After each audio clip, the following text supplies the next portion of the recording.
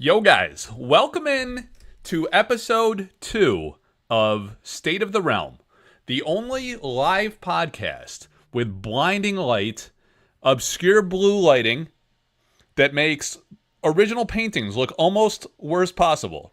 It can't get worse. I'm still working things out. Z's is always here representing. Kamu Umatsu is always in the chat, always number one with the shout out. So it was a big day in sorcery. We got a big show tonight. It is a big day in general in the history of Sorcery Contested Realm. It's a big day to celebrate original art, right? Because in the Sorcery Community Facebook group, in the Collector Arthouse Discord, we have been paying homage to original art for the better part of 3 years. 3 years, I think it was. I believe it was February 7th, 2022, when the Sorcery Contested Realm Community Facebook group was born. And actually, we just hit 4,903 members. We might have been at 4,905. I don't know. I did an everything tag today with the news excitement, and, sometimes you lose a couple people. They don't like being notified of things. People get very sensitive about that. So, the big news, right? We had a couple guys. I'm going to shout out to Lord of Itza and Brendan Renners. They both raced to their computers and put out a video somehow in record time, and they covered the tournament scene, right? So we're not going to talk about the tournament scene tonight. Maybe we'll talk about a little about beta reprint, and we've been waiting for that for a long time. You know, we heard that news back in November, December, and now we have some details on that. So we'll get into that, but for the first 30 minutes, I'm going to pay homage to the most epic news of today, at least for the art guy, right? The announcement of Atlas Thorn. Atlas Thorn, all right, was announced today, guys. And for those that don't know who that is, we're going to find out, right? You don't know, you find out. So, Atlas Thorn, man, he's a special artist. Here's the thing. When the community group started, it was just, straight passion for the game. That's what it was all about. I was one of the Avatar of the Realm backers, one of the top 4 backers in Sorcery, and ironically, the now, what do you call it? The capstone, not cornerstone, because there's a cornerstone tournament, but the big grand tournament now in organized play of Sorcery. You know, early on they're like, maybe organized, yeah, it was a casual boutique kitchen table TCG game. No, there's no organized play. But now here we are with organized play because we need it, right? It's going to help bring in players and grow the game a bit, right? So there's the Avatar of the Realm main international worldwide event. And at that event, they teased 3 new commissioned paintings from this artist named Atlas Thorn. And I have this great, I should have linked it in the show notes. Maybe I'll do that later. But I did this little short of Atlas Thorn when I first discovered him. I discovered Atlas, it must have been, how long? I think, Pelly, you're in the chat, right? You were the first guy to buy the first ever Atlas Thorn altar card. I remember that. It was Royal Bodyguard. It was an amazing work of art. Nobody knew who Atlas was. You know, he was in the Magic the Gathering altars scene. So, I usually scout for artists and try to find really great, different, diverse stylistically artists through Instagram as a main platform, right? And I found art. I think I found Atlas there. Maybe it was even on the Magic forums, something like that. And I was like, I gotta see what's going on with this guy.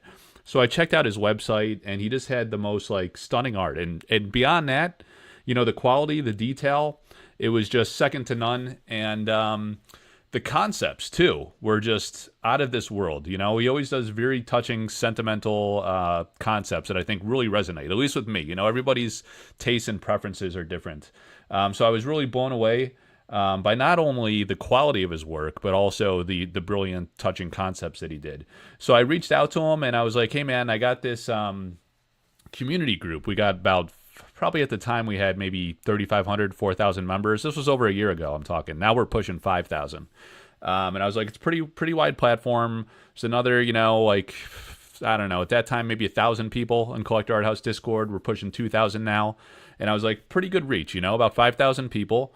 And I run these auctions, right? And the purpose of that is I want to help up-and-coming artists like yourself that are kind of struggling to get noticed in the sea of very Just so many tremendous talent, even in hand painted traditional art, which feels like a dying breed sometimes. And that's a discussion for another day. The advent of digital art and AI, and sorcery paying homage to hand painted traditional. But these artists need a break. They need visibility. They need a champion, someone to advocate for their work, right? So I was like, listen, I reached out to him, and he was reluctant at first. He was like, I've worked with people before, and I got kind of ripped off. People didn't pay me.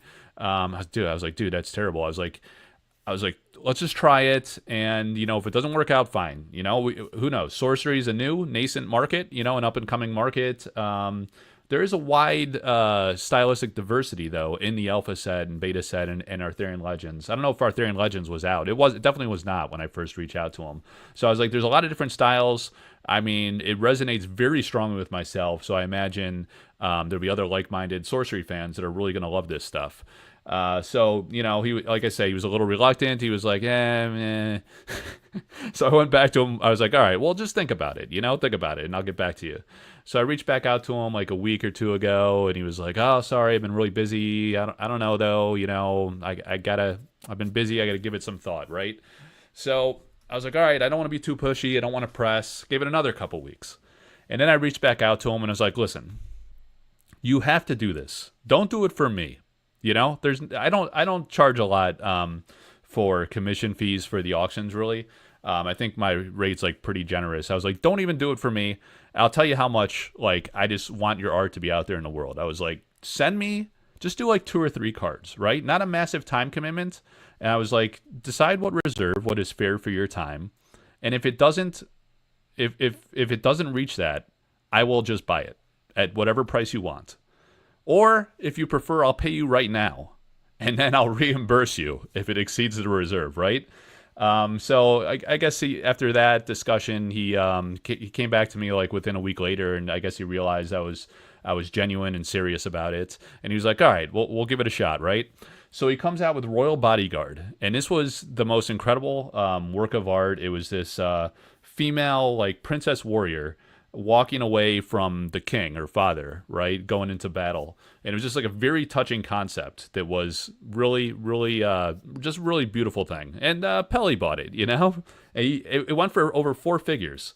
And it's the first Atlas Thorn altar in Sorcery. I think it's a really special keepsake. I probably got to talk to Pelly and acquire that back. But and the rest is history. So here we are now, well over a year. I think early on, Atlas had reached out to Eric, and he was like, I think Eric told him, like, I don't know, the style, I don't know if it works for Sorcery or not, because Atlas has a very refined, modern looking style. It's not always. I mean, Eric obviously is going for that throwback to the '90s era, early Magic, TSR era artist. So Atlas stands out as very unique and pretty different from that. So he wasn't sure if it was going to work. And eventually here we are now, well over a year, and it did work. They announced Atlas was commissioned for 3 pieces that were teased today in the announcement. And it sounds like, reading between the lines, those might be the prize at the big main event. I don't know if it'd be interesting to give away 3 paintings at one event. I don't know. Maybe they'll give them away at different events, but it was really incredible. Did I just expose Pelly on the private bid? My bad, brother. I guess you got to give it back now, man. I just blew up your spot. So, you can sell it back to me. The gig is up.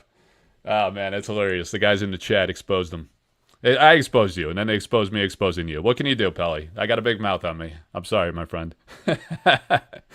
So anyway, doxed 100. Dox 100 percentile. So anyway, the great Atlas Thorn revealed today, and what we're going to do is I wanted to pay this tribute to Atlas. For the first 30 minutes, we're going to look at some Atlas Thorn artwork.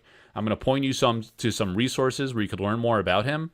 And I reached out to him tonight, and unfortunately he was heading out of town. He said he was packing up. He was going on a trip. He wouldn't be able to connect, but he gave me, I was like, dude, let me see those full art images.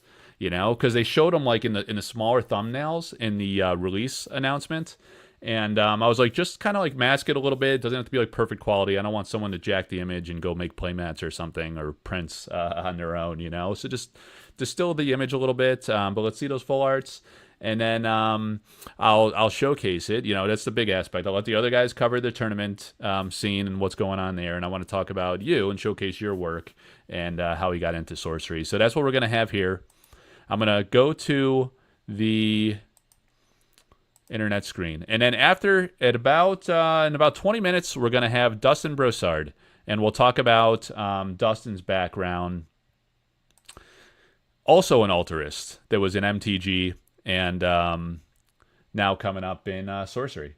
So if you go to www.collectorarthouse.com, right? This is my Collector Arthouse website. This is the first platform I ever made, well before YouTube. YouTube was not really, you know what? I like being on the right side. Can I be on the right side? Let me switch.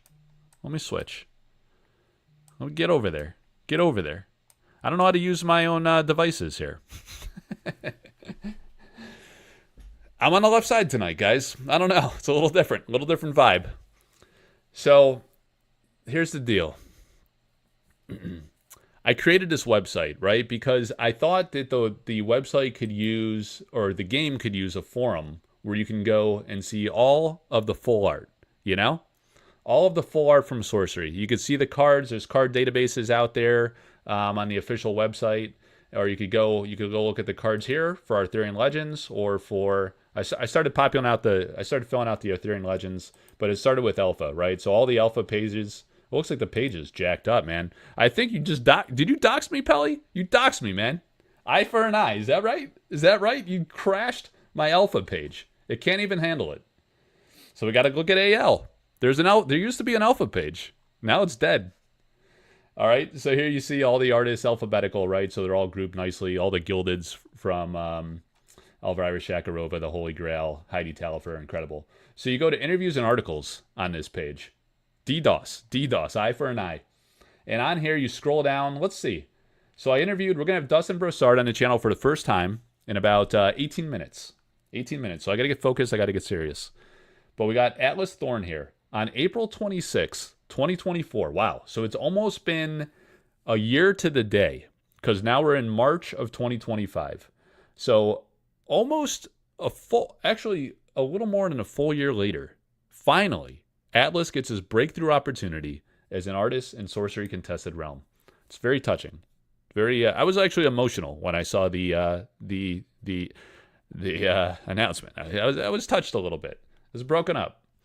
So artist interview Atlas Thorn. Here he is. What's such a stud? This guy. Look at this guy.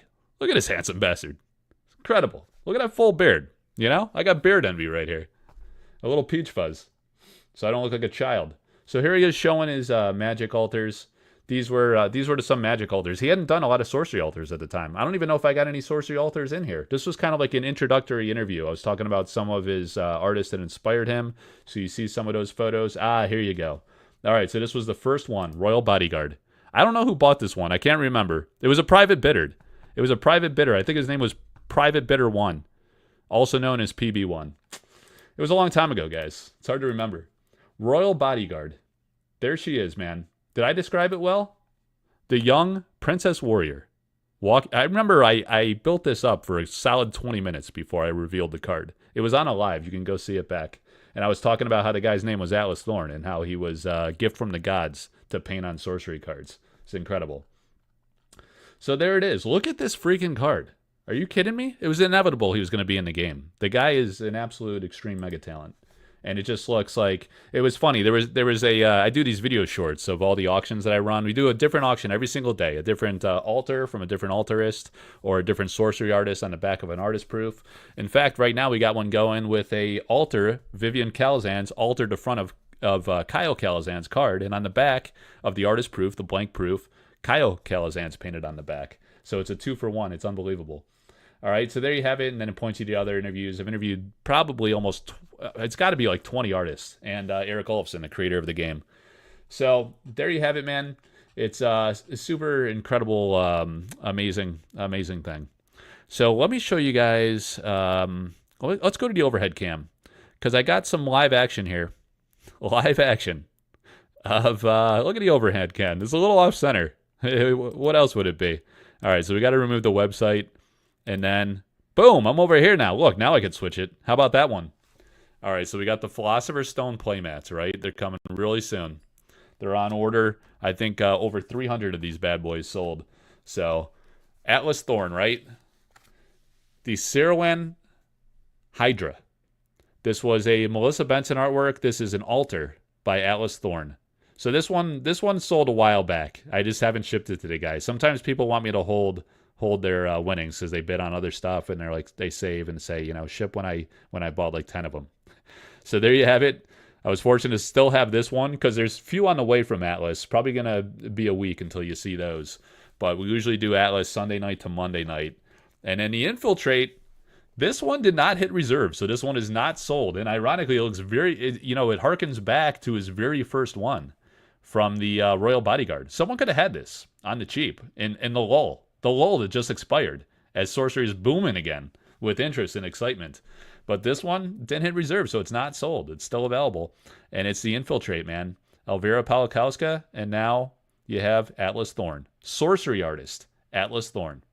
Really beautiful work of art. Incredible. All right, so I just wanted to show a couple pieces by Atlas under intense glare so you could barely see them. I thought that would be fun if you could barely see it.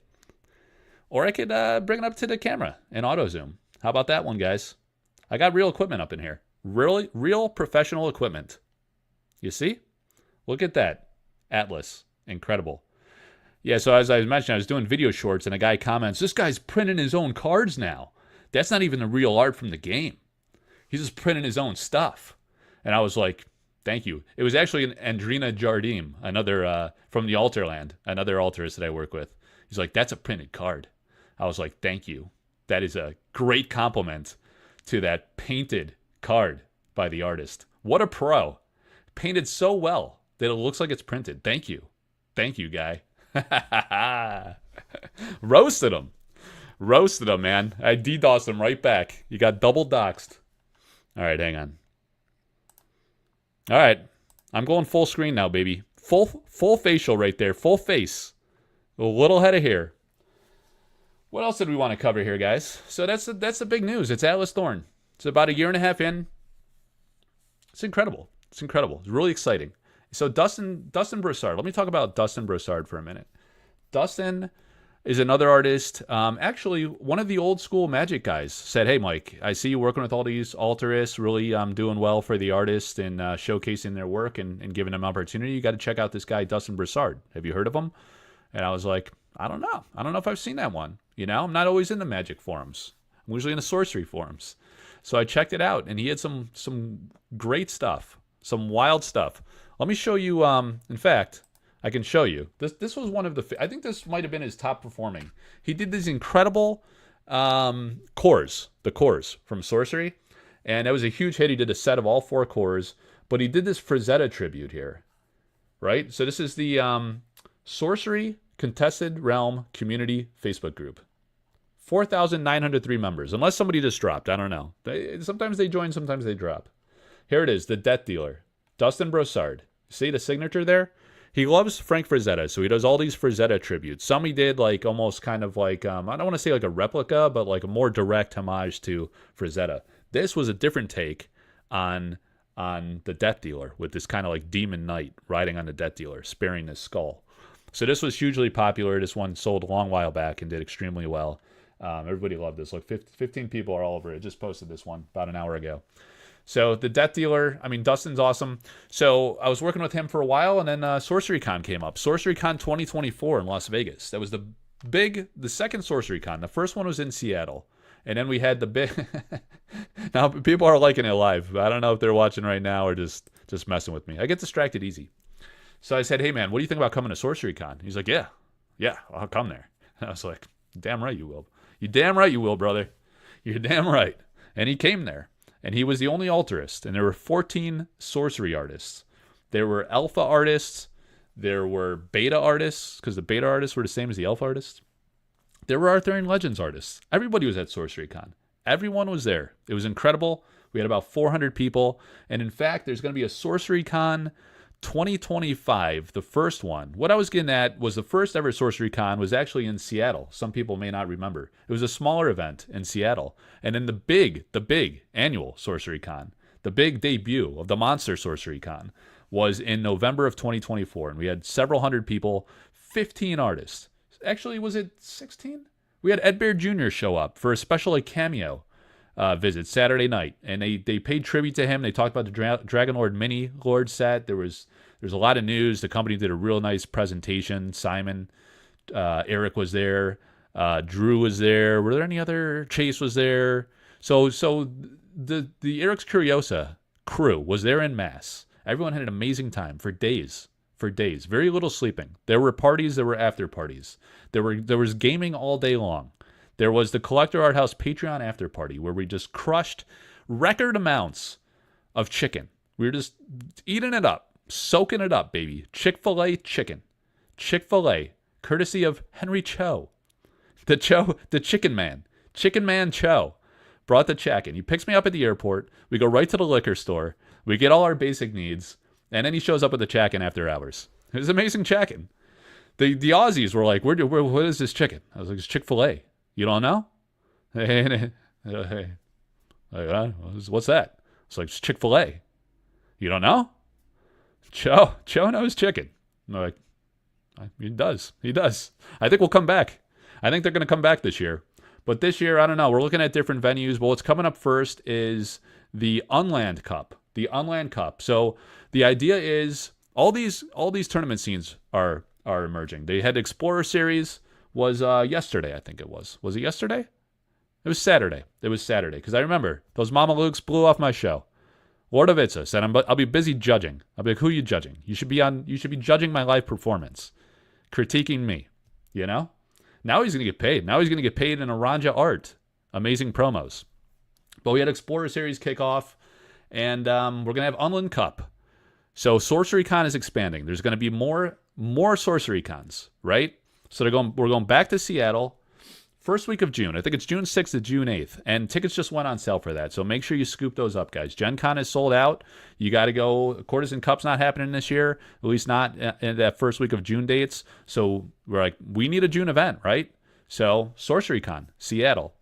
Get out there. It can accommodate 128 people, which is probably the second largest tournament opportunity you're going to have, second to main event SorceryCon, which likely is going to be a November timeframe. And the long pull there is the release date of Gothic. We just don't know what that is yet. Once that is known, we'll be able to nail that down and get it popping. Well, I'll be promoting it like a madman. I'll be everywhere. I'll be so annoying that you'll have no choice but to go. Do you think the Unland Cup will be a Cornerstone or Crossroads event? I don't know, man. Why not? Should be, right? Could be and should be. I don't know. I'll just see what the rules and regulations are. The gameplay side is not my thing. I am the art guy. I work with the artists. I get artists to come. I think I don't think we've announced an artist yet, so it's too premature to say for Unland Cup. But you can be damn sure I am going to be talking to every artist I possibly can for main event SorceryCon in November. Please, God, announce that Gothic date. Please just announce that date. Please. Don't wait till Gen Con, too. Please don't do that. It's really hard to announce and plan a multi-hundred person event of that scale and magnitude with just a couple months' notice. We really need a lot of notice. And then we're going to announce that bad boy, and man, it's going to be wild. It's going to be wild because it was huge last year, and we're going to double down this year. It's going to be big. A lot of artists, a lot of gaming, a lot of fun. And the Seattle Unland Cup is going to be another signature SorceryCon experience. The idea is we want all of those to be of similar caliber, quality, experiential, between the gameplay, the art engagement, that type of thing. And we want to give opportunities to artists, too. We welcome alterists. I'm going to be inviting, some of the mainstream alterists. Maybe we get Atlas Thorn out there. I'm sure Dustin will be interested again. I don't know. Maybe we'll ask him in 5 minutes. We'll see. Love to have Dustin again. But we're looking at a different venue. Probably not Vegas. But it's going to be big, guys. It always is big. We always go big with the art house. And Alex and David are studs. And this guy Carter helping us out. And it's a great team. There's several guys behind the scenes, just thanklessly dedicating their time every week. We just had a meeting tonight. Every Monday night we have a meeting, and we're planning on the next SorceryCon. All right, so let's get a couple. Let's get a couple questions in here. If you guys have questions, if you guys like to talk about things, we could talk about things. But I gotta get the Bluetooth popping. In the meantime, let's see if it works. I'm gonna play. I'm gonna go to YouTube and Should we go to Lord of Itza? Listen to him scream his loud mouth off. The guy's wild. It's a little loud. He was very excitable. You should listen to the Itza on 2x speed. He sounds like a ketamine professional. Very, very hyper aggressive. He's an absolute pro. Keta pro. It's definitely Keta pro. Let's see. Let's see if we could find the oh, here we go. Contest the realm. Oh. You hear that? It's not working, guys. It's not working at all. How does Bluetooth work? Where's my IT support? This is what I'm going to do. I'm going to turn Bluetooth off. Yo, dude, listen to Itza on... oh, I think I'm in the game here, guys. Listen to Itza on 2x. It'll blow your mind. Say goodbye to your family first, because it's... you might get concussed. You know? You got to be careful with that, Itza. He's boisterous. He's a boisterous big fella. All right. What about squeakers? Can we bring the squeakers? What is a squeaker? I don't even know what that means. I don't even know what that means, filthy casual. Broseph Stalin is here. Dan's here. He'll be in Seattle. Confirmed. Noble's here. Dan got distracted staring at his stones. It's not wrong. It's wrong, but it's not inaccurate. Agent Paco Live is here. You like going live, Paco? I didn't know that, man. How about that? I'll have to check out your channel later. Is that a channel that's checkable? I'll have to check that. Philo Cards, back from the dead. Solo rose dead, and Philo Cards' hand emerged next to the tombstone. Welcome back, brother. Ma will be happy to see you're back in the game. I look at that card and still think it was printed. It's unbelievable. That's Pelly talking about the card that PB1 won. PB1. The PB could be anyone. Auction to auction, guys. It's different. It's different. All right. What are you guys talking about here? I'm about to start making sorcery content. The city needs me. You live in a city, Paco? Oh, good for you, man. That's good. I learned that Philo Cards lives in like a three-person town. You know, he said he's got to take like a small boat to get to his mailbox. This other guy, too, in Germany. Speaking of Philo Cards, we got to talk later. I'm trying to ship to this guy in Germany. It's like $90. And then he contacts me. He's like, sends it to Philo Cards. He sent it to me for $18. $18. I was like, really? What are you? I can't even make a paper airplane and shoot it out of a rocket and get it there for $18. It's too much fuel. Too much fuel expense. It's unbelievable. Philo Cards got it all figured out, man. I'm just a rank amateur, an absolute noob. All right, I got 3 minutes to kill until Dustin does or does not show up here. I don't know. He said it's his first time on camera. He doesn't know if the IT is going to work. Let's hope, guys. The bar will be here in any case, in Z's. Z's and bar. No problem. Philo Card. Your end credit song in the vids is amazing. That's courtesy of Noble. You guys got talent. So what do you guys think of the news today, guys? Oh, beta? You wanted to talk about beta reprints? So, I mean, it is what they said it was going to be. Simon said it would be a small reprint targeted to stores. You go and you read the announcement. It's very brief. It was only like a few paragraphs, right to the point. It's like, here we go. We got beta. It's targeted to the LGSs. So apparently you gotta be a proven LGS to buy from the beta. And then what people are saying is people that have distribution accounts are saying that it's they're selling it as like a package offer. Like you got to get. I think what do we hear on that, Philo? I think it was like 2 Arthurian Legends, 1 beta box, and then like a beta precon kit. And we really need those beta precon kits. That's helpful. So people are like kind of mixed on the beta. You know, like do we need more beta? I mean, if it's targeting LGSs, it's kind of like it's not a big deal. It never was. You know, you just got to listen to what was said, I guess. But people really panicked that it could be a larger print, like the second summer reprint. So here we are. Maybe we'll have some stability if people have confidence that it is smaller. Being sold as a package deal like that, and the fact that it's only available to registered LGSs, I guess maybe means something. I mean, you never quite know like what the print size is. It's always a guessing game for any set. But I don't know. All right. Why is this? Do they have a massive stock? You can't trust the chat, man. There's nothing good that comes of it. I don't know if I can do live Q&As anymore because there's so many untrustworthy, unsavory characters up in my following here, in my follows and mentions, as they call it, as the kids call it. So I might have to go with pre-canned questions. But I did a data call for questions the other day. Not a single person had a question. Let's see. All you did was bust my chops about that. I just got laughed at. Let's go to the Discord and see how hard you were laughing at me. There we go. Look at this. See this? Collector Arthouse Discord. On desktop, I can't really figure out how it works. I'm on my phone all the time, so I can't see the member account. I mean, it's probably in here somewhere. I just don't really know how the internet works too good. So look at this. We got the Cursed Lands. This is the altar and artist proof pair that I was talking about. So Vivian Calazans painted the front of this card, and Kyle Calazans painted the back. So we got that one. We have the original painting of Simple Village. This one ends Friday night. And then, of course, the foil uncut sheet. Unique from Sorcery, only 4 of these bad boys. And there it is, the Death Dealer. Front side, foil, back side, full art.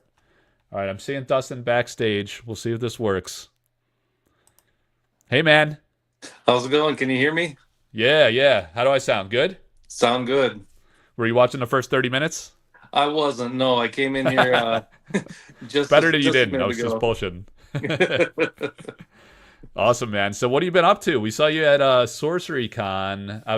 Well, actually, I'll tell you since you weren't watching. I was talking about SorceryCon 2024 and how when I Yes. mentioned it to you, you're like, I'm in, like right away. You're like, yep, I'll be there. And then Yep. you just like painted like crazy. How many paintings did you end up bringing in? It was like 12? I brought 16. 16. Wow. Yeah. Yeah, and I remember you sold like almost all of them, and then you came back, and then the rest sold like pretty fast, right? Yeah, so I sold 15 out of the 16. I kept the only Wow. one I kept was the there was a Raven Demon that I kept. Um Okay. and yeah, that was when you told me about SorceryCon, I said, "Okay, I'm going to need to paint some stuff." So Yeah. I painted every single day up until the day of or the day before we left. I painted every day. Man, you're Um, lucky it dried that quick. Or do right. you use like a fan to dry it faster? Well, I paint in acrylic, so it dries pretty Oh. fast. Oh, okay. Yeah.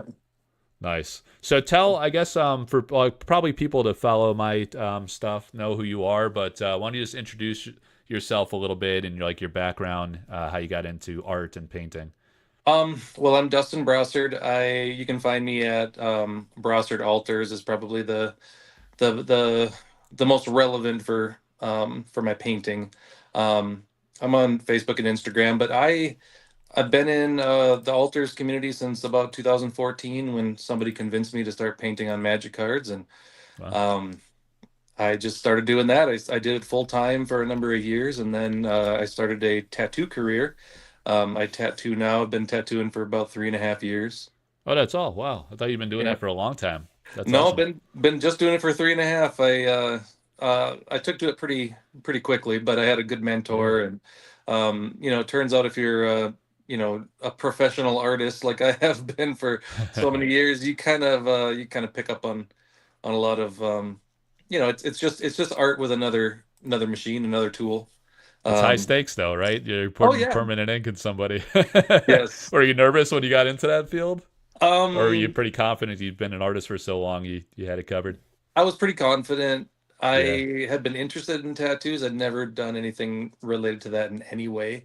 Hmm. But you know, I don't know. I think if you're an artist and you just live and breathe art, it seems like it's kind of just a natural progression to do new things and to learn new things and just put yourself out there and take risks and Yeah.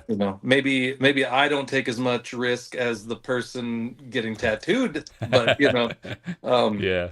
like I said, I had a good mentor. I did a lot of practicing, and I was pretty confident that that it would go well. You practice on fake skin and stuff like that to get Oh, used to okay. it. And, Wow.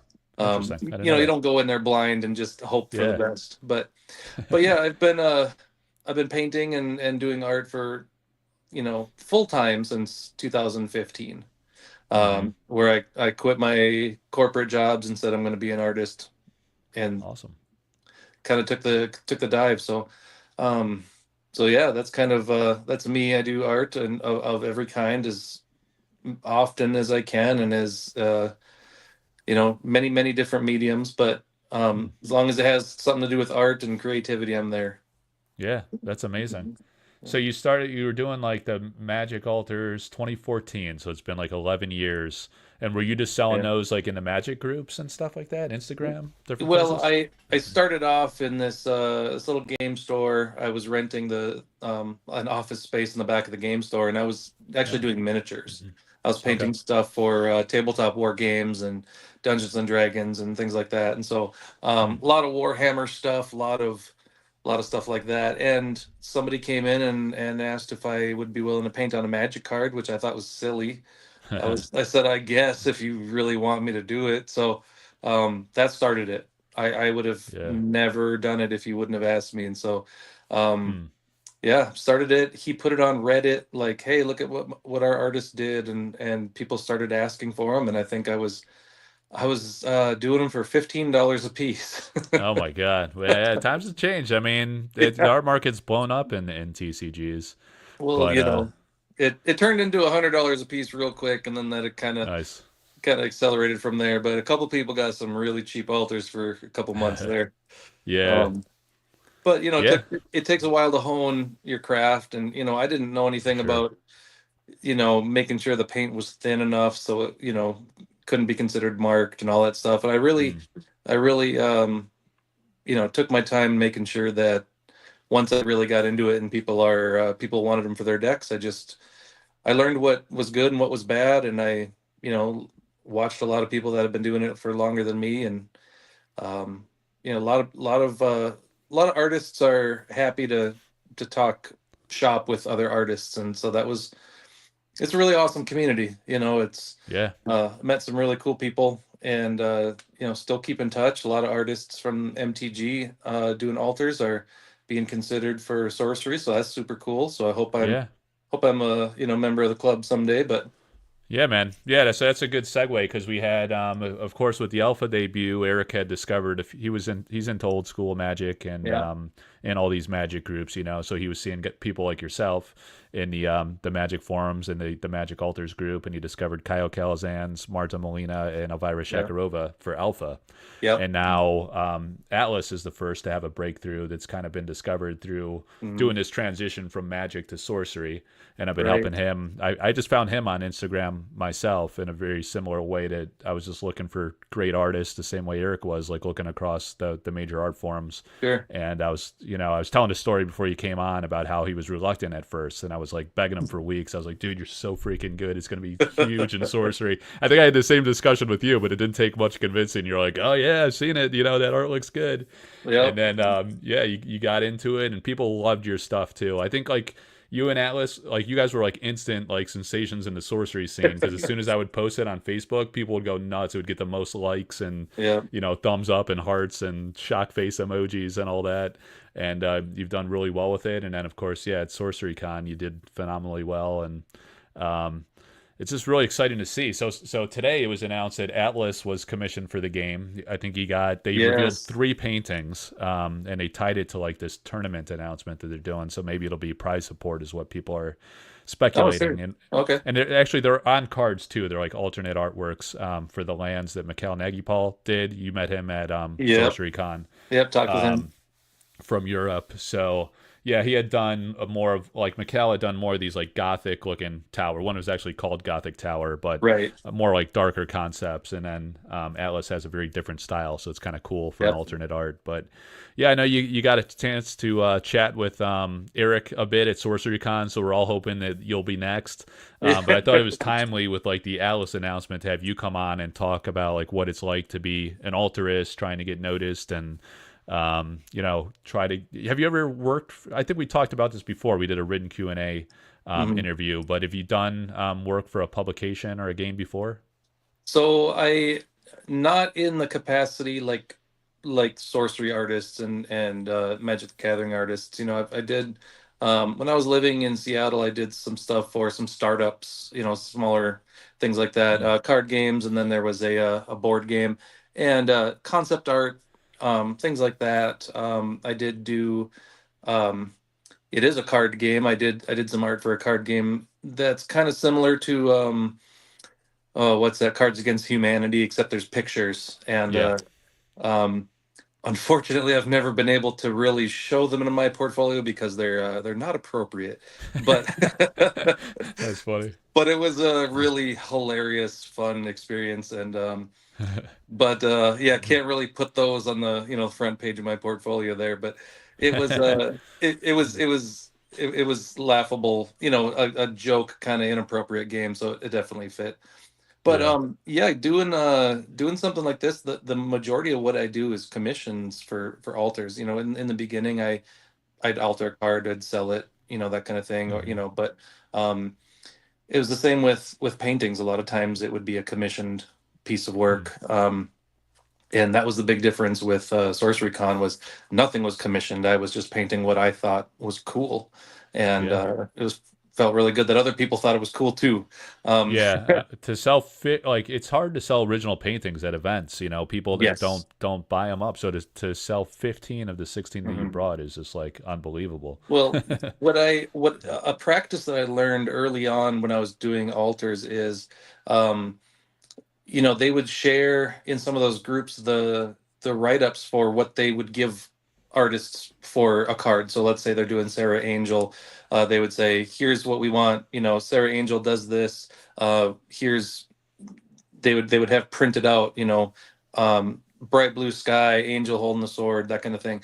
And then you would paint that. So they had all these obscure cards, and they had the write-ups on what wizards wanted to see on those cards. So it's good Hmm. to see what's written out, and then you paint from that description. So you're not coming up with it generally just off the top of your head. There's at least kind of a layout of what the card is, and there's so many cards that at least for me, I haven't seen every card. Yeah. So I would just pick a name that I thought was interesting and read the description and think, oh yeah, I could design something like that. And once you do a couple of those, then you can just start coming up with those ideas in your head.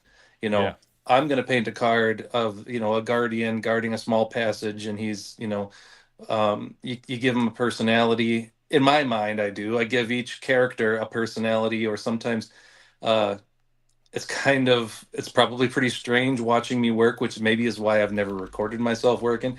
Because as I'm painting, I'll make the noise that creature's making, and I'll growl while I'm painting the teeth, Nice. and I'm Yeah. and I'll say a quote if the guy's swinging his sword. I'll say something like out of a bad Arnold Schwarzenegger movie, like "Time to Die," Yeah. I'll Yeah. I try to give my paintings that energy. I put in a little personality with each one, Yeah, that's um, awesome. but it's kind of silly, But it's a creative process, and creative people are silly sometimes. It's got to Yeah. put a little bit of yourself in there, and that's what I tend to do. Yeah, yeah, your concepts definitely resonate. I think they've all done really well with the auctions we've been doing on the altars, and obviously Sorcery Con had great success. But I was wondering, like, do you collect altars or like art yourself from other artists, or you just kind of do your own thing? I do collect. A lot of it is really sentimental. These artists are my friends too, and so Hmm. if I get a chance to, I don't go out and buy, signatures, or an altar just floating around. If it's Yeah, someone I know, I've done a couple of altar swaps, and those altars are just something that I keep because it's like a reminder of a fellow artist or a friend that I have a little something cool that they made and something cool that we did together. Um, yeah, I don't generally go out and buy altars, but I do. I have a couple that are near and dear to my heart. I have a drawing from or a drawing on the back of a proof from Ron Spencer. We had a very short correspondence, just kind of a thing where I wrote to him and kind of made it kind of like an old Dungeons and Dragons thing, and I sent him just something for fun, and he sent me hmm, back that card, and that'll be that. I mean, that's that sweet. thing is like treasure to me. Yeah, Um, it's the meaningful ones that I keep. I generally don't. I'm a very sentimental person, hmm, so if I have something like that, I'll hang on to it. But I don't go seek them out. Um, Partly because I don't. I don't have a lot of time to play, and if I have alters, I want to put them in the deck. I want to play with them. Yeah. If that's why I don't often alter anything for myself, because it just sits around. I don't do Mhm. anything with it. I like moving it out. I like moving energy. I like getting stuff, in and out and changed, and that's so stuff that sits like that. I can find time to do something else with it. So yeah, I Yeah. generally don't hang on to stuff like that unless it's sentimental. Yeah, I love that answer, man, because I totally resonate with that. Like all the paintings, whenever like I bought in a lot of sorcery paintings at Hmm. this point, but it's always like my criteria is always that it's not the most powerful card or the rarest card. It's got to Sure. be like a piece that resonates with me, and then Yes. like the person behind the painting too. I could also totally resonate with that. You could Yep. ask like a lot of artists that I worked with. The reason why I did my website and have them on the show to do interviews is so people can get to know the person behind the work, because then you really build that connection. And Yep. that's I really think like, that's. I was never into like alters before sorcery. I just liked more just like original art predominantly, Mhm. or like art on the regular cards. But then like getting to know like the person behind it really made a difference. And I Yep. had this idea that with even with like embellished prints and stuff, that personal touch. Once you know that your card's been altered by Yeah. someone you know, and then you're playing with it, like it enhances the game experience. So it's awesome It for does. players too, Well, which is really it cool. is. It really does give you. I don't have any art or any prints except for when I meet people in person. Like the same thing with signatures. Yeah. When I tried to get a signature and buy a print from everybody at SorceryCon because I talked to them. Hmm. We shared a little bit of something. Then Yeah. now that signature means something to me. But to go out, I've never been a person who I want to collect every signature of some, or a set, or but if it's meaningful, then I do. So when I've known Elvira, not not in person, but for years just through the altars scene. When I Yeah. finally met her at SorceryCon, it was like meeting an old friend, Oh, that's and awesome. Yeah. it was great. And she's so cool. It's so fun to talk Yeah. about art with someone who through the altar scene, and online. It's rare that we get to meet people like that. Yeah. Nowadays it's great. We can video chat. We can, you can contact someone with your phone that you carry around in your pocket. It feels, those relationships feel real, because that's kind of how the world works now. But seeing someone in person, and then having a relationship like that is it's just on another level. So for me, the cards I got signed by her are way more meaningful than anything I could have ever purchased online. Yeah. Um, That's cool, man. That event was like really brought people together. mhm. We had artists from all over the world, a couple from Canada, Sam and Heidi, and Europe, with Yeah. Mikhail and Elvira. It's rare opportunity. I don't. It's always great when you could bring international artists over, because it's so hard Oh to yeah. go to Europe, or I mean Canada is probably doable, but like some of these other, going to Europe's like a big commitment, right? Oh yeah. So that was awesome, and that's cool that you connected with someone you knew online for so long that was doing like similar work to you. I didn't know that. I forget if you told me that you guys had. I mean, it makes sense that you would, because you Yeah. guys are both pretty well known in the Magic Alter scene. So have you been to like an event in that capacity before, where you were like an artist with Magic artists when you were doing Magic Alters, or was this kind of like a first time deal for you to be commingled with the sorcery commissioned artists? So it was something of this scale. It was the first time I've been Okay. invited to, tournaments and events, especially with old school Magic. Yeah. Um, I'm pretty active in like the 93, 94 old school groups, um, because that's kind of the only format that I really play is the old school stuff. So, um, I was invited to some pretty big events and stuff, because it was known in the alters community, but also, I'm a player. So that, yeah, I've been, but never something as big as the SorceryCon. Um, Yeah. it's tattoo conventions. Those are pretty big, but you the SorceryCon was just a little bit different. I felt like, um, before I went, I felt like, oh, I don't know if I belong here. And the moment I got Mm. there, and the moment everything started, I was like, okay, this this is the place to be. This is where That's awesome. I just soaked it up. Like right away, I Yeah. felt that, you it's hard when there's so many people and there's so many things going on to feel like you're not kind of on the outskirts of things, Hmm. or you're just there and everyone's having an experience around you. Yeah. This was Hmm. so much different. It was an awesome experience. So Did this did you know definitely, Seagrave, Dan Seagrave before? I knew who he You know of was. him? Yeah. Yeah, but not because of, I think I might have told you this. When I saw his name in Sorcery as an artist, I Yeah. thought, oh, that guy's got the same name as that guy that does those cool album covers. Oh I, yeah. Yeah, I was because like, I what think a, he, you know what he told me? Like, because he called me, like, because I had talked to him like months before. We were going back and forth on email. And then he Mhm. was like, he contacted me like a week before SorceryCon. He told me it'd be last minute if he could come.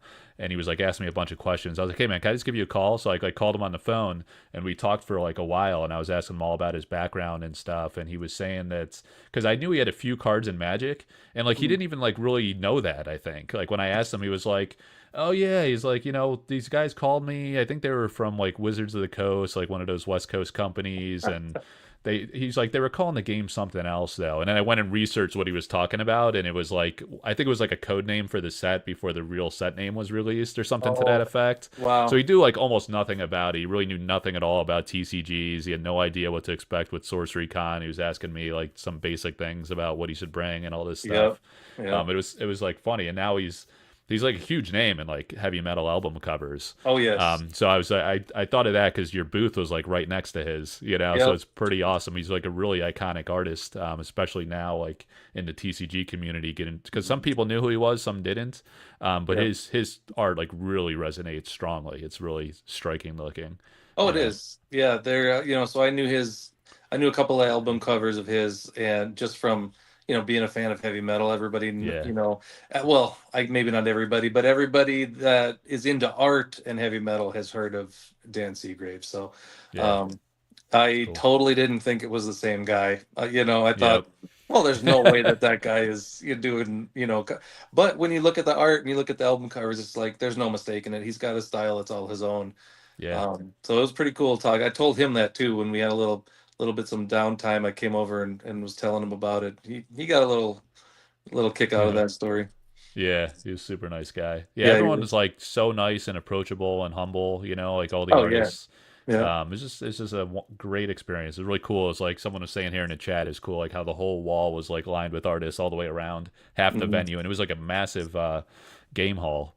So Right. yeah, it's really memorable. We're gonna try to replicate it this year. I think we're trying to do something more East Coastish, like Okay. Yeah. or Centralish, for a venue, not Vegas again. I think just to kind of try to draw people out from different regions, Sure. but similar scale. We'd love to get like 400, 500 people out. So hopefully you can make Yeah. it back.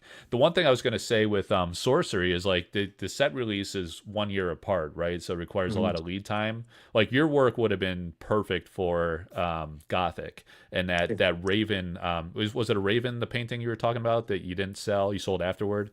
Um, So actually, I still have it. It's oh, okay. yeah. Because Yeah. that That one one like was. so Gothic, that would have been spot on for I sure. My art does lean a little bit towards the gothic kind of darker, mysterious type of stuff. Yep. Which is funny that um, with going back to like Atlas, his stuff is so uh, for me it's so dreamy and magical and Hmm. bright, and you have where we both tell stories in our art from a completely different angle, you Yep. know Hmm. and even he's got some cards that are more moody, of course.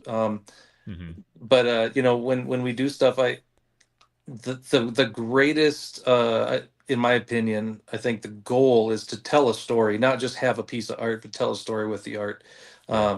And he's phenomenal at that. And Hmm. my story, maybe I don't know if I was dropped on my head or what as a kid, but my stories all tend to be a little dark and maybe mysterious, and um It's like the nicest guys that do the darkest stuff. Like Brian Smith, he's work. You think he's like a complete sociopath, but he's like super nice, like He absurdly is. nice. I was like, dude, you make me Yes. feel like a bad person. And then I look at your art and I'm like, all right, we're on the same level. We're just hiding a few things. Yep. Yep. I talked with him too, and I totally. It's funny, you see the art and you think of, I'm like, this guy has got to be like, does he dress the same way as his characters?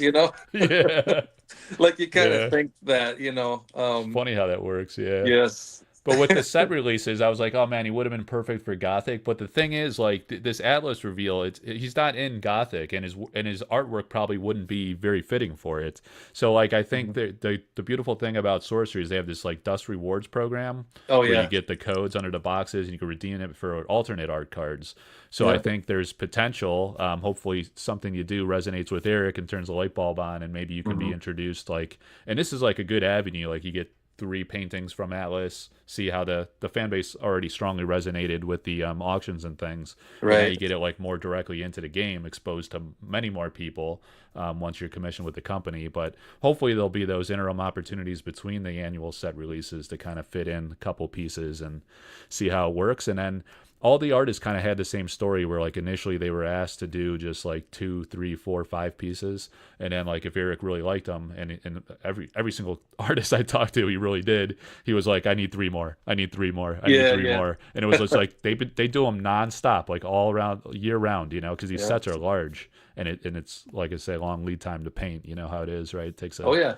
could take days or weeks even, depending Yeah. how complex. Well, and that's I think it's important in a card game like this that does one set a year to have the Hmm. supplemental stuff in between and have the little, the random promotional things. Yep. It's super important. You have to keep that the interest going. Um, and so that does open up a lot of opportunity for some standalone things like alternate art stuff like that. Um, Yeah. so it's a good thing that happened. Hmm. And because like you said, it's you can get let's say Eric wants, three paintings or something like that. Um, yeah, it might be depending on the timeline, that might be a couple months of painting, Yeah. especially if you need revisions to one you did. You're not going to do a complete painting and show him and hope that he likes it. You're going to do some concepts and sketches first, and rough blocking out of stuff. I've seen so many times alternate art, um or some of the little the different things. They'll say, well, this is what the art was, but we changed it, Hmm. for the final one. So Yeah. a lot of repaints, a lot of changes. And it's not easy just to take a painting and say, okay, well, we'll move his hand. Well, that's a whole big thing. Yeah. Did you ever get into digital art, or you always been traditional? I mostly just do digital art when I'm designing tattoos because the Okay, tablet makes the sense. tablet is amazing for that. Um, you can resize things, you can copy and paste, you can, especially if you're doing something geometric, you Hmm. gotta use a tablet for that digital aspect of it. But um, Yep. I hated working on the tablet. I Mm. I I hated doing digital art. They have a paper product. It's called Paper Like. It's a clear sheet that has some texture to it. You put it on the tablet, and then when you're drawing on it with your, the pencil, it feels like paper. And that's the only way I can do it. I Really? hate drawing Yeah. on glass, of the Hmm. tablet. It's awful. Um, I need that Yeah. feedback of something physical. Yeah, it Uh, makes sense. Yeah. so. And like just the mixing of the paint to get different colors versus the Mhm. automatic or color spectrum you get with the digital tools. I mean, it's a tool, right? Yeah, I've oh talked yeah, to some artists yeah, about this a lot, like particularly Ed Beer Jr., who's super passionate about traditional painted art and the yes. differences with digital. And it's like tattoos, man. It's like really high stakes when you're doing traditional. Like if you mess it Mhm. up, sometimes you got to start over. It's unrecoverable. Yes, and that's happened. Even when I draw, I get very anxious. I don't know how you guys do it. Like I want it to be perfect, and like it's Mhm. just very high stakes. I mean, it But is. It's with painting, and I don't know why. If I'm doing a portrait and I'm painting it, um, I feel like I can give it so much more life. And if I'm designing a portrait for a tattoo, the digital aspect of it, no matter what I do, it does not have that same life. It has that Hmm. life after I tattoo it because I know what to do to do it in the moment on the skin, and I know what to do on the canvas. But when I do it on the tablet, it's almost like you have too many options. You know, you have so much Mm. ability to do everything, you know. And when you're painting, if you want to add a little bit of shadow, you have to think, okay, I'm going to mix in a little bit of this color and I'm going to add it to the thing, and then I'm going to add a little bit of highlight underneath it. And you can really go in there and work. And digital, you can I'm going to click this filter, I'm going to put this shade over it, and it's almost too easy. You know, you got cable, you got 300 channels, and you're just flipping through because you have too many. You Right. can't focus on one. You have too Yeah. many options with digital. And Mm. there's some phenomenal digital artists out there, and they do amazing work.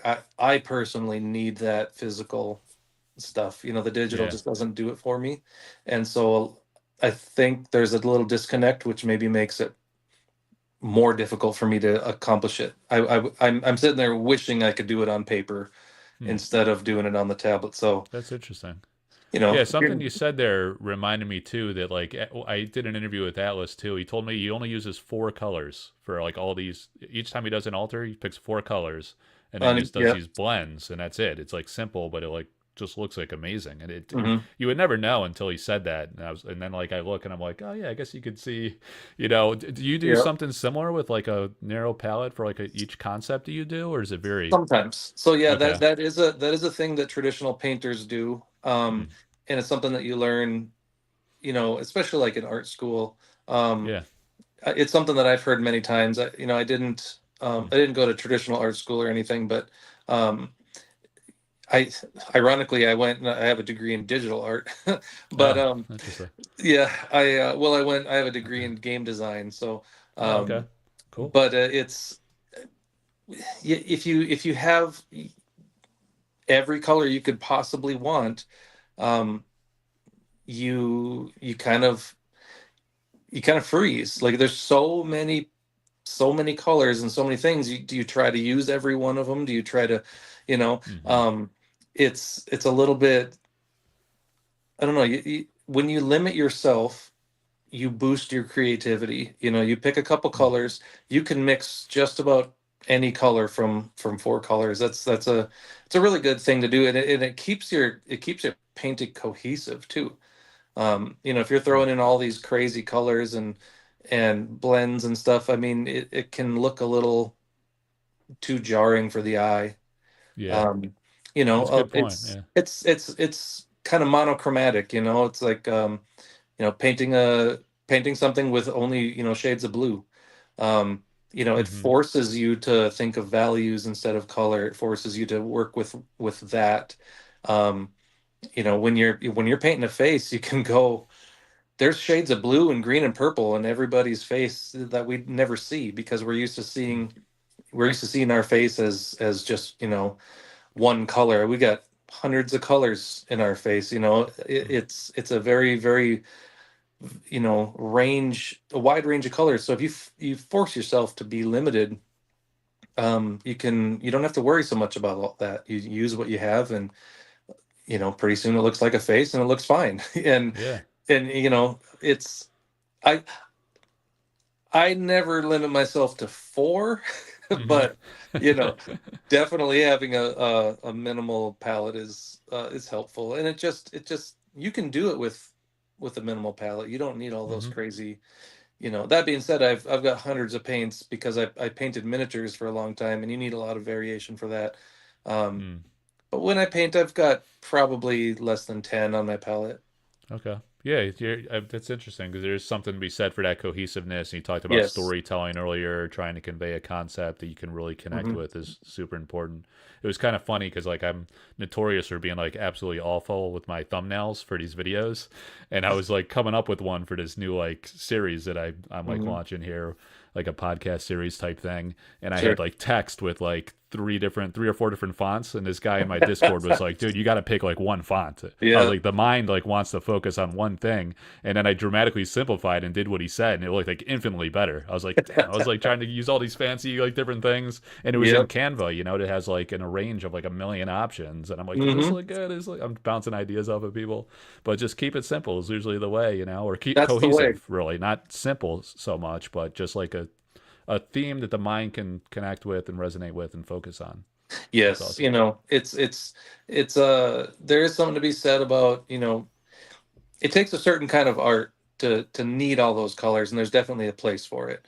But Hmm. it does, it's especially we're working on, when we're doing an altar, I mean, it's 3.5 inches by 2.5 inches. It's not a lot Yeah. of room, and having all those, options is it's overwhelming when you're working on such a small scale. Yep. So Yeah, keeping it simple absolutely. is definitely the way to go, or keeping it cohesive, like you said, that's the way to go. Yeah.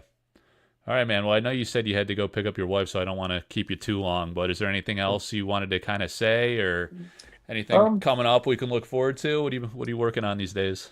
I'm finishing up some cool altars right now. Hopefully, I'll have them done by the end of the week. And Sweet. we've been busy doing. We've got there's a I do antiques, so I'm an antique dealer when I'm not painting and tattooing. So Nice. there was a That's there's where all the a props come from, like with the way you yes. showcase your cards, right? That's cool. Yes, that's Yeah. I guess my little thing that I like to do is kind of put a little frame around things, and um, You do a know what? little. One of the older alterists, the Alterland, Andrina Jardim. I don't know if you've seen some of her stuff that I've Yeah. been offering. She said she was inspired by how like you display your work, and she tried it like on this last batch of cards she sent me, Oh, and awesome. I was like, yeah, that's cool. I was like, that really makes a big difference. You know, the Yes. setting it really enhances the look of it. Yeah. But That's I've been so busy. There's an antique mall that just opened up in town. And so I've been putting a lot of effort towards, we have a couple spaces in there, and we hmm, needed inventory, and I needed to get stuff done, and stuff built, and I've been hmm, building shelves, and yeah, now finally that's kind of running smooth. I can focus on getting some more art done. So I'm really, I'm ready to get stuff out there again. I feel like I've taken a little bit of a break, a little bit of a rest, and now I'm ready to, you know, go pedal to the metal and yeah, get some art back out there again and get seen. And, just, I got all this, I can only go so long without, you know, creativity builds up in you, and you just got to let it out. So, awesome. yeah, been doing the boring stuff, the necessary stuff, but it's boring.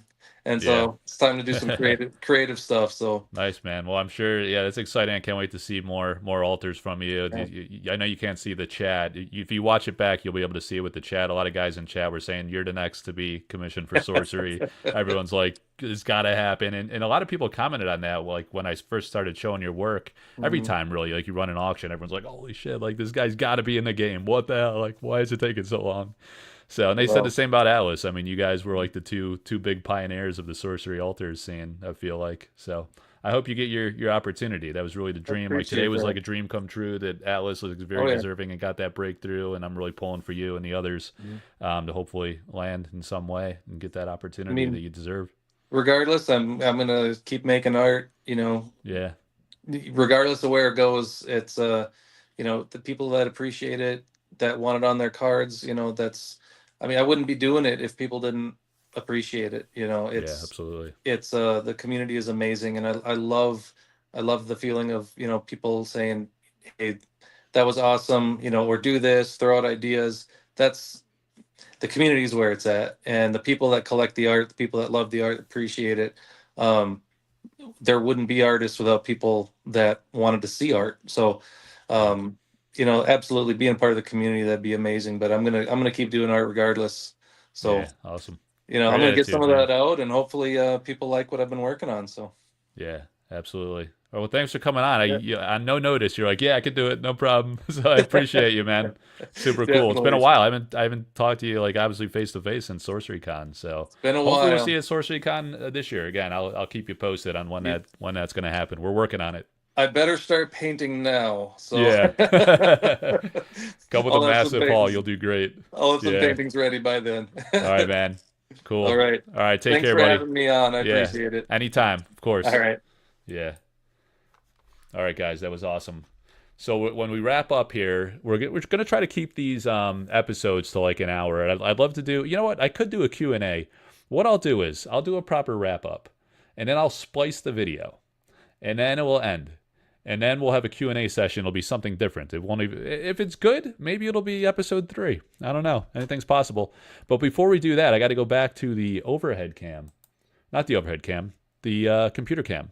Because I said I would show the 3 artworks from Atlas Thorn, right? So let me go to my trusty little folders here. Well, someone's DDoXing me there. I'm about to get doxxed by Pelly. Private Eye Pelly. Oh, you know what? I could take these AirPods off. I could barely hear myself with these AirPods. It's like I got these family deafening AirPods. My voice probably dropped like 3 octaves while I was wearing those things. I can't even hear myself. It's got that the family deafening settings. All right, so here we go. Atlas Thorn has 3 paintings, and the first, which I used on the Sorcery community Facebook group today, was Dark Tower. Here is Dark Tower by Atlas Thorn. Can you guys see it? How's that baby look? Look at that beautiful full art, man. It reminds you of some of his altars that he's done, right? He did some with these beautiful landscapes, but he did this aqueduct. I think it was the aqueduct, the Jeff Menges aqueduct card that he did an altar. Look at it. Look at the stone. I mean, the color texture, the color tones. The thing about the smaller color palette, you know, with his altars, he said he does 4 different colors. And here you can kind of see perhaps 4 core colors. I really got to ask him if he took the same approach with this. But there it is, man. Dark Tower. So there's Dark Tower. We're going to see 3 pieces here. Next, Gothic Tower. Glorious Gothic Tower. The tree line and the mountain range. You know? It's like we're taking a tour around the universe with Atlas Thorn. Amazing storyteller. And then, last but not least, Lone Tower. Gorgeous. And I got a caveat. He did reduce the resolution on these. I was like, dude, reduce the resolution when you send me these files, because I don't want people to have the pristine files and go like rob your work, you know, in this age of AI trash and people hijacking stuff and making their own prints and playmats and stuff. That's a Bush League move, you know? You got to give the art their due, and you got to give them their royalties. So you got the Lone Tower, the beautiful Gothic Tower, and the Dark Tower. Atlas Thorn, welcome to Sorcery. The incredible Atlas Thorn, discovered and showcased for the past over a year on the Arthouse. We interviewed him over a year ago, and he's done so many brilliant altars. In fact, let me show you. Let me show you the magic of the Magic Man. What are you talking about? Get out of here with that. Yeah, I want to go back there. The Magic Man. Atlas Thorn. So you go to Media, Sorcery Community Facebook group, you click the Media tab, and here, in all of its glory, a montage of all of the incredible Atlas Thorn altars. Look at these gorgeous works of art. You got to go to the page yourself and check it out, because when you see these close up, they're surreal. And go to Collector Arthouse Media on Instagram. Remember, Sergi and Larry oppressed me. That's not a Sergi and Larry company. I'm sorry, Sergi. I'm sorry, Sergi. It's my bad, baby. My bad, baby. Don't get mad, Sergi. It's just me. It's just me, the art guy. It was actually Zuck. He shut me down. Collector Arthouse. There was a Collector Arthouse Instagram for a hot minute, and then I didn't have access to my password anymore. And then it's a continuous do loop, like Lord of Itza. It was a Lord of Itza loop. You know, I couldn't get out of it. There was no recovering. So I had to create Collector Arthouse Media on Instagram, and I have a video short of every single Atlas Thorn altar he's ever done for Sorcery. You get to see with some beautiful music in the background. You could go to the YouTube shorts as well. You see all of these in brilliant resolution under great lighting by the wonderful Atlas Thorn. Itza's here. I'm not scared, Itza. You can't bully me, pal. I will still bash you, my friend. All right, and here you have some wonderful sights, and then his 2 art concepts, the paired art, absolutely incredible, the slumbering giantess, and then on the back of foils, he did 3 concepts on the back of foils. I mean, the guy's an absolute genius. Dustin Brossard is incredible. Both of these artists are phenomenal. They're really special. Super proud to work with these guys and give them a platform to showcase their work to a lot of adoring fans. Dustin Brossard shows up to SorceryCon. He sells 15 of 16 paintings. You guys know how unheard of that is? It is absolutely incredible. So welcome, Atlas Thorn. You know, you are the GOAT. One of the greatest altar artists I've ever seen, really. Just the sentimental value, the quality, the concepts, the storytelling. The guy's a master. So thank you guys for tuning in. That is the end of episode 2 of State of the Realm. Until next time, take care. But I'm still here. That's where I cut it, baby. That's where I cut it and splice it. And then I post it as a regular video because freaking Sergi and Larry are always trying to impress me with the live. So like, no one's going to watch this live. Who watches a 2 to 4 hour live, you scumbag? I'm proud of you, son. I love you. Thank you, Noble.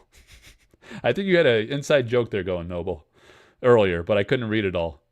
So it was a big day of news, guys. I'll stick around for, it's only 10:15 here on the eastern of coasts. So I could spitball a little bit. We could talk about some Q&A about the current events that's going on, and then I got to go to bed because I got a life to live here. What do you think? I live on YouTube? I got nothing to do? What do you think? I got nothing to do. All right, what do we think about here? What do we want to do for here? Let's go full face. Back to full face. All right. Oh, Dan's leaving. I bamboozled him. He thought the show was over. He thought it was over. All right, so what do we think of the bundling of beta? Oh, the bundling of beta? I think after several months of having a set out, oh, think about it. Like, Arthurian Legends came out in October, was it, guys? They were in Spiel Essen, so they had a release in October. We had the amazing big banger event at SorceryCon. It was the big, like, hurrah to end the year. And then we've had this set to enjoy for, like, the better part of four or 5 months, really. So I think AL has largely run its course. And at this point, you know, they're at the tail end of the last wave. I think it's getting harder to sell. There's less buyers of Arthurian Legends because that's the natural course of games. I mean, Sorcery is a very, the players get the non-foils very easily. It's a small set, no problem getting 220-some non-foils. So they're satiated quickly, and then you're left with collectors. And collectors, the foils were very, very hard to chase. But think about it, guys. It's a smaller set for one, and then there's many less of them. And the key, it's the quantity and it's the price. So to get a full foil Arthurian Legends set is infinitely easier than alpha. So I think, collectors are largely satisfied now. And then so there's diminishing, the market size is waning, as you would expect, right? After the set's been out for almost half a year here, going on half a year.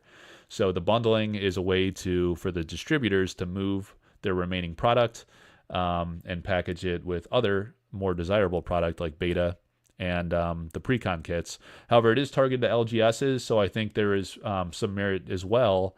This could have been designed as a bundle in this way also. It's kind of like a win-win, right? It's like, hey, store, or hey, distributor, we can help you move your remainder product by packaging it with a more attractive beta product. Because, there's people, I think at this point, there's probably larger demand for beta than AL. Is that true? It's hard to say. But I think, AL was a draft set, right, for draft play. And I know people play events with AL and core set product, be that alpha or beta. So there's also, this is an LGS push, so you don't want people playing only AL. You want them to bundle with beta. So it's perfectly logical to push that to LGSs. Let's talk about PBs. Well, PBs, baby. The PBs, it's usually somebody different, but I got DDoS tonight, so I got to be careful with the PBs. Do we have confirmation that both PhD and Southern Hobby are both requiring bundling? I don't know about that. I think I've heard mostly about PhD. Here we go. Yeah, I agree with this point. They should let any store have as many precons as they want.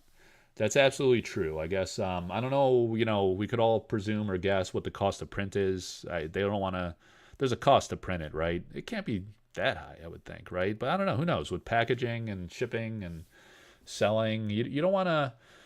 You also don't want to erode confidence with the distribution partner. I think if they let's just say they bought like an insane amount of beta precons and there was no demand for it, then distribution stuck with the product and you lose credibility with them. You're like, hey, we bought all this product. You're giving us product that nobody wants. We can't move. So you got to find a balance there. You can't just go nuts. I don't know. Maybe they could have printed it incrementally and tried selling it through Team Covenant, partner like that, I guess, or I don't know, direct to LGS if that's possible somehow. The fact that there was no availability of it for quite a while was certainly not good. But I think there is a balance there that you got to consider. A few factors. At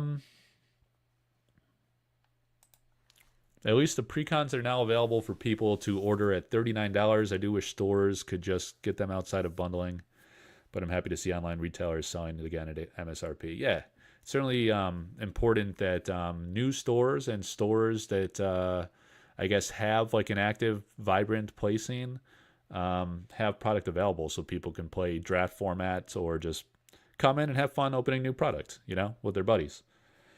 Spending a few bucks and the fun of the break. Speaking of break, I got a break coming up this weekend. How are we doing on that break? Said we buying into that break? What's going on with you guys? Collector Arthouse Discord. No one can be bothered with breaks anymore. I got an amazing price for Patreon supporters. $25 a pack. And then I got AL. If you add AL packs to the Alpha break, it's $3.50. $3.50. All right, so where is this at? Alpha break. Look at us. We got Jeff Toohey. 10 packs. There was a guy that commented on Patreon. He wanted 5 packs of Alpha and 5 packs of AL. So, that's right. No one's buying my breaks, Dangles. No one's buying them. I guess it's dead. I guess Philo Cards ended the era of breaks for all of us when he retired from the scene. Now nobody can do it. If Philo can't do it, nobody can do it. So if we sell a few boxes, I'll do another live this weekend. I didn't plan to do a live tonight, but, some big events, some big news with Atlas Thorn. I had to pay my respects to Atlas, and then I wanted to have an alterist on to kind of talk about what it's like being part of the alter scene and trying to get recognized by a major creator and game producer. So we had the great Dustin Brossard on. It was a lot of fun. Episode 2. Episode 3 will be a Q&A on the tail end of this break, if anyone buys into the break. We'll see what happens, though. I thought I had it up on the screen, but I'm just talking to myself like a dummy here. All right. Agent Paco says, hard to buy into breaks right now. I need a painting. I can help you with that. I can help you. So we got the Andrea Modesti painting going on right now. Let's go back to Oh, did I actually have Oh, I see what happened here. I had to do one of those. Yeah, so here's the break channel. Alpha Break and State of the Realm episode 2. Oh, I got to change that now. I got to change that to episode 3 because we just did episode 2. But like I told you guys, I don't know how the internet works on the actual internet.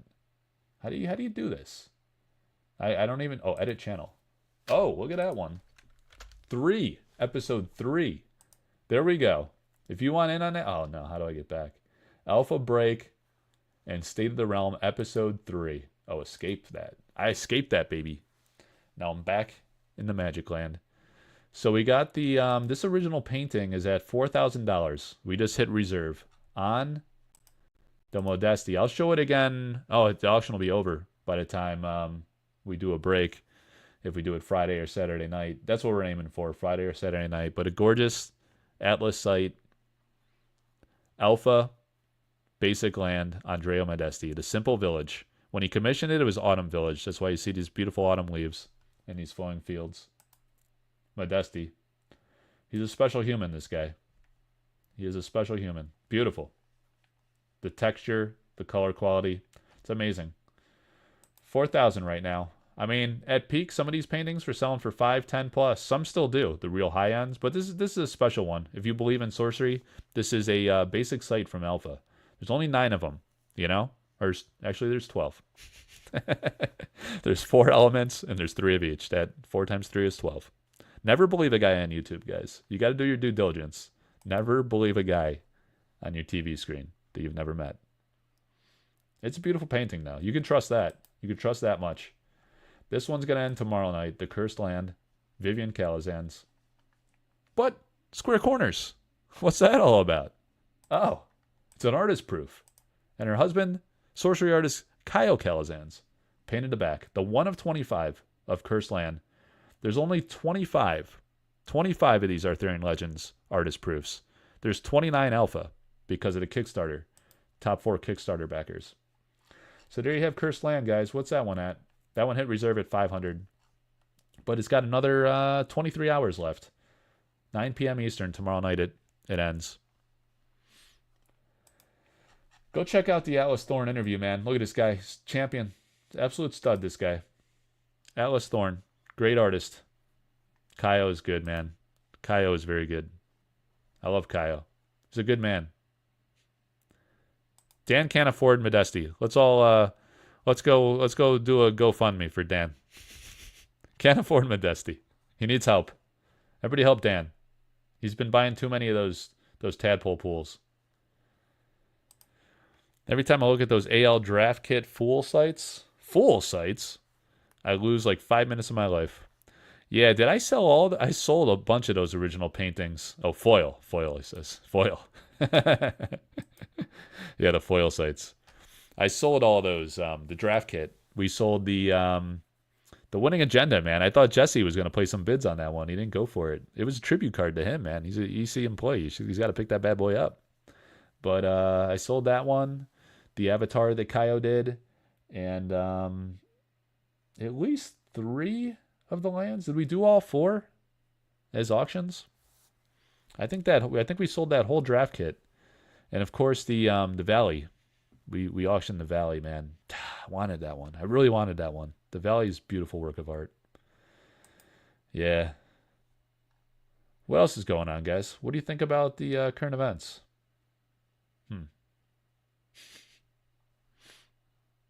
What do you guys think about what's going on in the world of sorcery? If you ask no questions, I'm gonna get out of here. I'm just gonna start drooling on my pillow. Dreaming about being alone. Hey, what's up, Random Beer Facts? Been a while, buddy.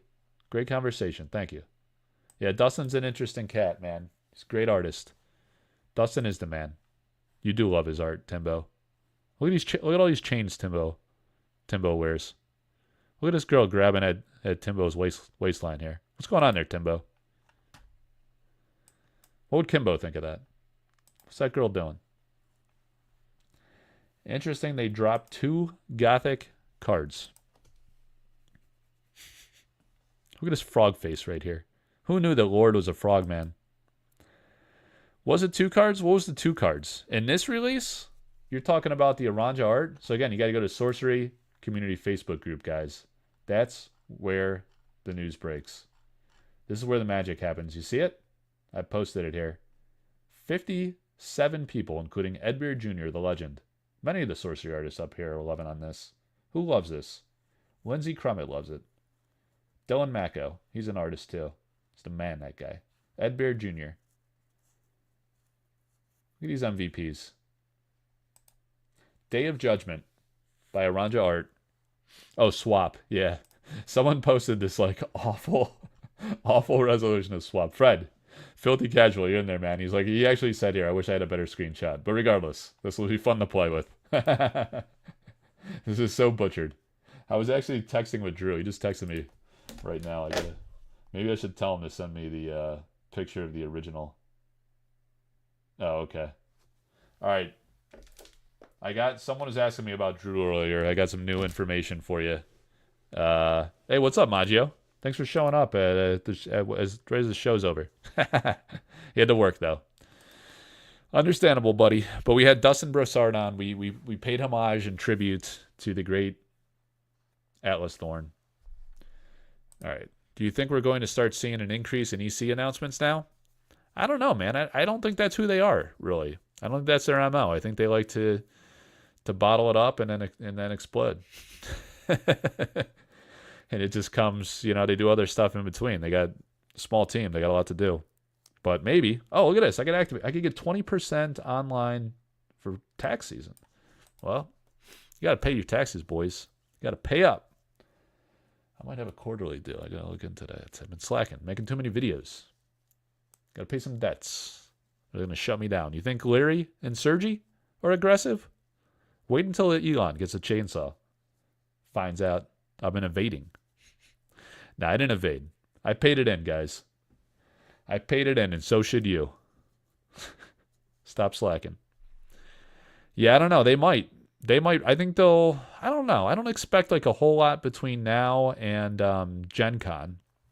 Gen Con was the big release last year. So at Gen Con, I expect to see a lot of Gothic. Some kind of Gothic reveal.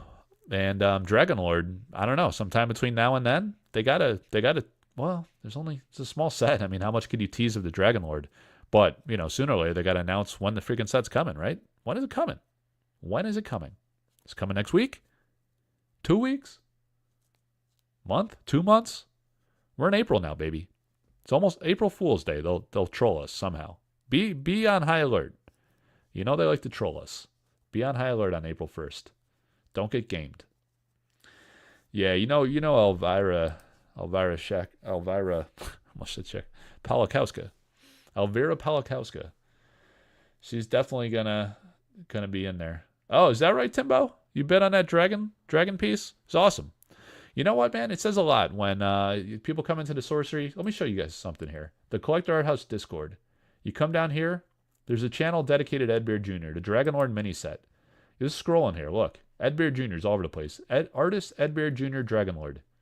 You want to know what's going on with the Dragonlord mini set and with the art book, the Dragonlord art book that he's doing? You come right here. You got Ed all over the place here. People are asking him questions. He's like, look at my van. Look at my van. Then ask me a question. Look at it, and then I'll talk. Nah, I'm just kidding about that. But look, he was doing his charitable giveaway. He had the hair on. Look, you get Dragonlord. Beautiful, man. He's all up in here. So he comes in here and he's like, hey, man, I got this charitable auction going on, Habitat for Humanity. I think he got every single bid came through the Collector Arthouse Discord, which really says a lot. I mean, there's a lot of like amazing art enthusiasts. We've fostered like a great community of people that love hand-painted traditional art. And here is this the final piece? This is the final piece.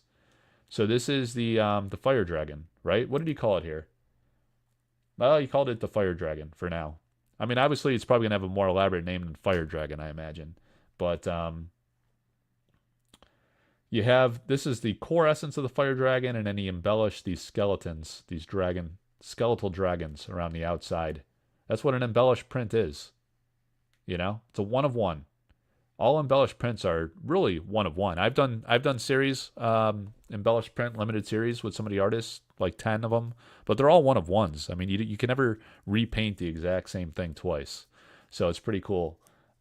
This is a great piece. I think it sold for what, 2,200 something in the end. 2,269 was it? Guy got a little spicy at the end there. The last bidder got a little bit spicy on that one. 2,269, pure spice. You don't bid 22.69 by accident. So that's great. Ed came in here. He said these usually sell for 1,500 to 2,000. We set records here. Set records in the Discord. So good for Ed. Very nice thing. He spent a lot of time doing this at a show. He did it live at an event, and great charitable auction. The winner gets that amazing embellished print, and great charitable thing. So Timbo. No problem, man. Buy a painting. I got paintings coming like every week, guys. Every week. If a painting resonates with you, do not F around, please. Don't F around. You're gonna regret it. You know how many regrets I live with? I'm a man full of regrets. My forehead is twice as large as it was when I was a teenager like Ocho. Ocho is like maybe 14, possibly 15.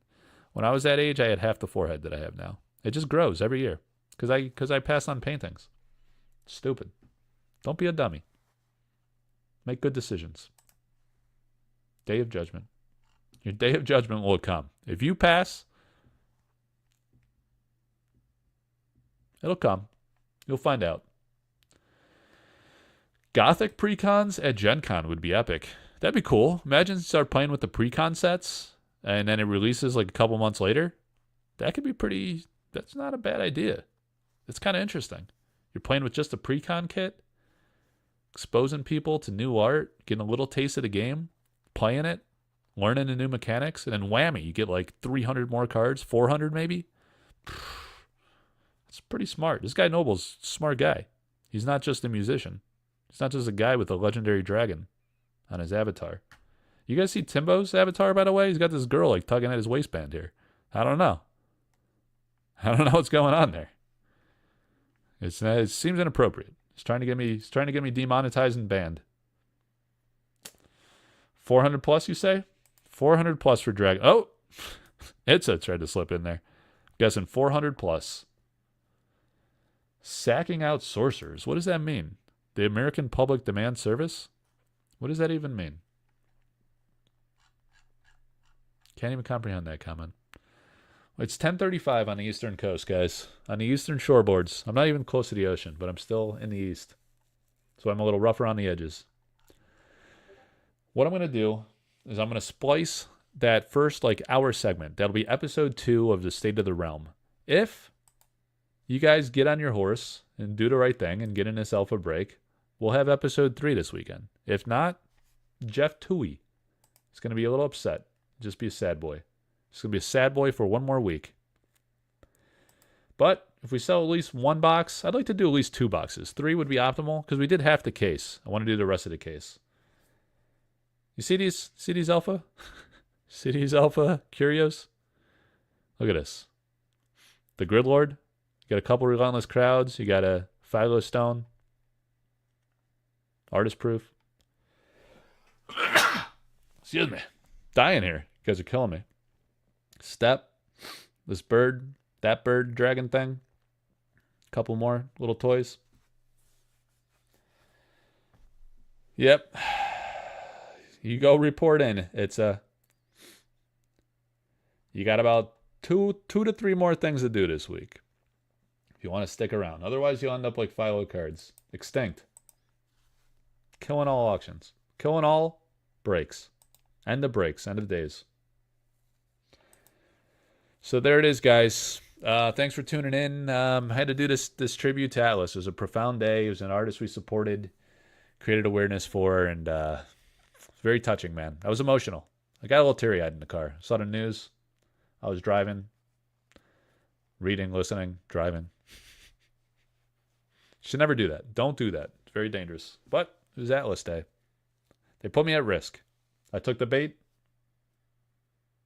I was like, Atlas is in this game. Where are these Atlas paintings?